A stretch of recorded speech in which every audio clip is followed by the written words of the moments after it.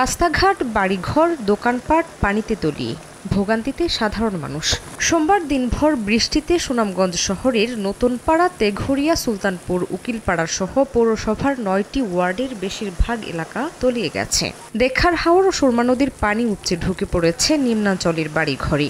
জগন্নাথপুর, সলেমানপুর, ছাতক, শক্তিয়ার খলা সহ ৬টি পয়েন্টে পানি বৃদ্ধি অব্যাহত রয়েছে।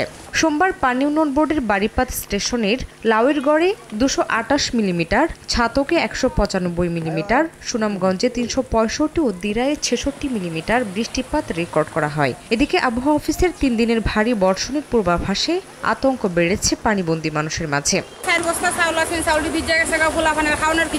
এখনই আতঙ্কিত হওয়ার কিছু নেই বলছে পানি উন্নয়ন বোর্ড। স্থানীয়দের সতর্ক থাকার নির্দেশনা সংস্থাটির। নদীর পানি বিপদসীমার ২০ থেকে ৩০ সেন্টিমিটার উপর দিয়ে প্রবাহিত হতে পারে, তবে আতঙ্কিত হওয়ার কিছু নেই।